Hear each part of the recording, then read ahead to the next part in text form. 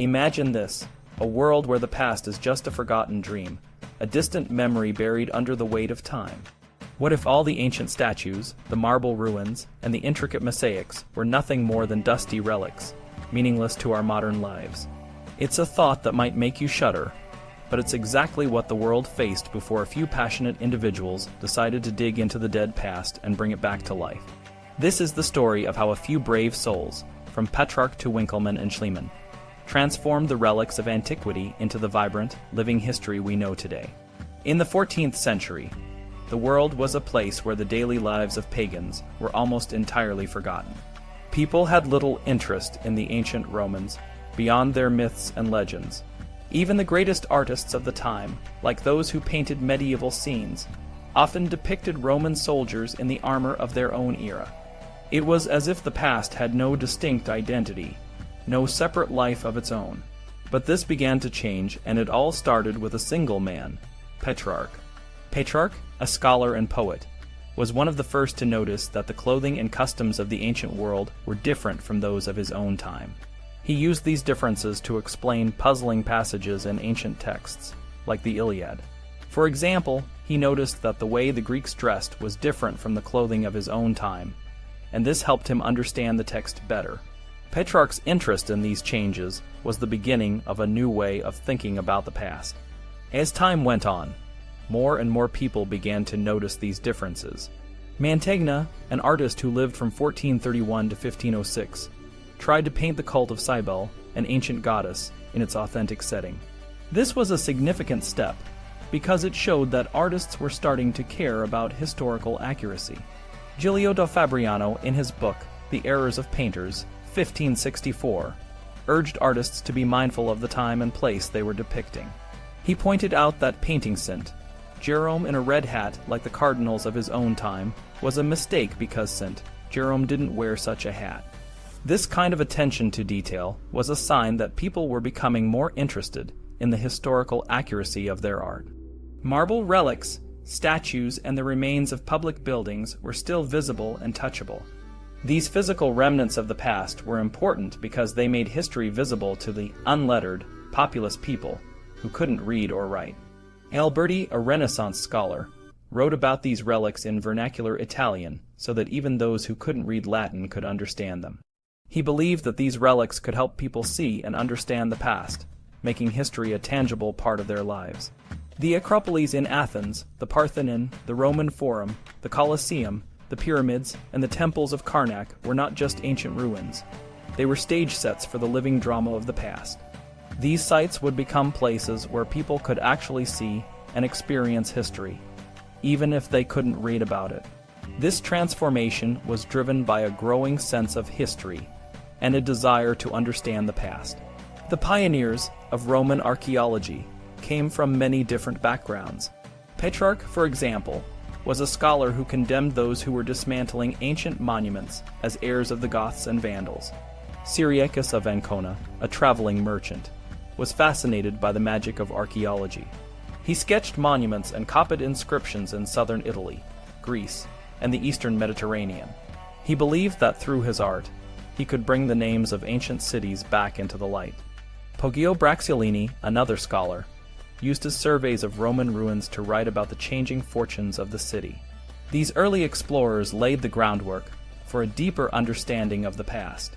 Some of the best Renaissance talents were dedicated to exploring antiquity. Leon Battista Alberti, a true universal man, applied his knowledge of perspective to surveying and mapping cities. He collaborated with Toscanelli, whose world map inspired Christopher Columbus, to create the first modern map of Rome. Raphael, the famous artist, was also captivated by the ruins of Rome. He was outraged by the destruction of these ancient sites and wanted to use his talents to recapture the vision of ancient glory. Unfortunately, his premature death at the age of 37 prevented him from completing his ambitious project. The Renaissance popes, with the help of artists, architects, and others, transformed Rome through a series of urban renewal projects. They built new churches and palaces, often at the expense of ancient monuments. For example, Pope Nicholas V, a devotee of classical learning, modernized the city by broadening old roads and opening new highways. In doing so, He demolished whatever stood in the way, including ancient structures. This ironic twist highlights the complex relationship between preserving the past and building the future. The rising sense of history gradually transformed the Roman marble quarry into a vast open-air museum.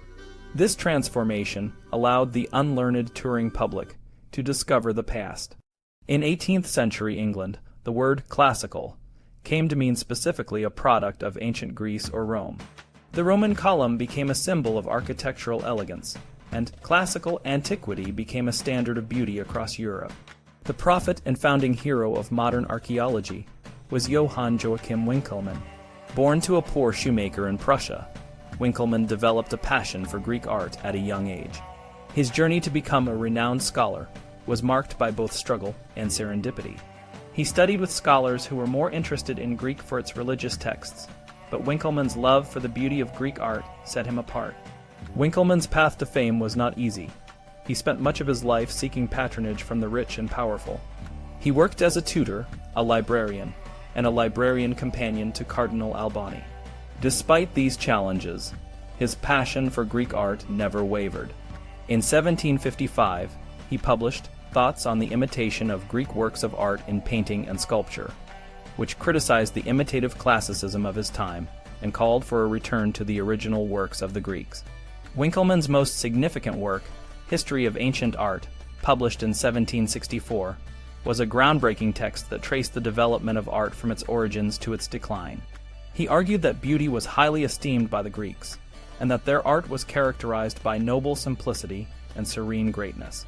His vivid descriptions of Greek sculptures, like the Laocoon, became the credo of neoclassicism. He believed that the beauty of Greek art was a reflection of the beauty of the human form, which the Greeks adored and celebrated. Winckelmann's influence extended beyond his writing. He was admitted to the museum that housed the discoveries from Pompeii and Herculaneum, and he wrote open letters describing these finds. His work brought attention to the importance of preserving and studying ancient artifacts. His fame spread across Europe, and he was offered prestigious positions, including one as royal librarian by Frederick the Great. Winckelmann's life came to a tragic end in 1768 when he was murdered in Trieste by Francesco Arcangeli, a man he had met during a journey. Despite his untimely death, Winckelmann's legacy lived on. His ideas inspired a generation of artists, writers, and thinkers, including Goethe, who called him a Columbus of the arts. Winckelmann's work elevated Greek and Roman antiquity into a synonym for the classical. The neoclassic movement became fashionable even before the classic had been properly documented. Robert Adam, an English architect, incorporated neoclassic details into his designs for English country houses. Josiah Wedgwood, a potter, built a factory called Etruria and produced neoclassic plates, cups, and vases that brought Winckelmann's ideals to the middle class. Winckelmann's influence extended to Germany, where he inspired figures like Lessing, Herder, Goethe, Schiller, Hölderlin, Heine, Nietzsche, George, and Spengler, creating what some called the tyranny of Greece over Germany. A full century after Winckelmann, another figure emerged to take the exploration of the past to new heights: Heinrich Schliemann. Born to a poor Protestant minister in North Germany, Schliemann's love for ancient history was sparked by his father's passion for the Homeric heroes and the tragic fate of Herculaneum and Pompeii. As a young boy, he was given a book with an engraving of Troy in flames, and he became convinced that the ruins of Troy must still exist, hidden beneath the dust of ages. Schliemann's life took a dramatic turn when he entered the world of commerce. Through his business acumen, he became wealthy and used his fortune to finance his archaeological expeditions. Unlike Winckelmann, who relied on the support of patrons, Schliemann was his own patron. He approached archaeology as an athletic feat and an adventure, combining his love of action with his passion for the past. His discoveries at Troy, Mycenae, and other sites captured the public's imagination and brought the ancient world to life in a way that had never been done before. Schliemann's personal life also played a role in his public success. His love for a beautiful woman, Sophia, kept the public spotlight on his digging.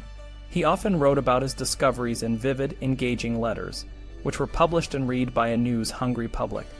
His methods were not always scientific, and his interpretations were sometimes controversial, but his passion and dedication inspired others to explore and document the ancient world. The legacy of Petrarch, Winckelmann, and Schliemann is a world where the past is not a forgotten dream, but a vibrant, living history. Their work transformed the way we understand and appreciate the ancient world. Through their efforts, the marble relics, statues, and ruins that once seemed meaningless have become windows into a rich and fascinating past. They showed us that the past is not just a dead past, but a living part of our world, waiting to be discovered and appreciated. So, the next time you visit a museum or an ancient site, remember that what you see is not just a collection of old stones and artifacts. It is a living, breathing part of our shared human history, brought to life by the passion and dedication of a few brave souls who refuse to let the past be forgotten.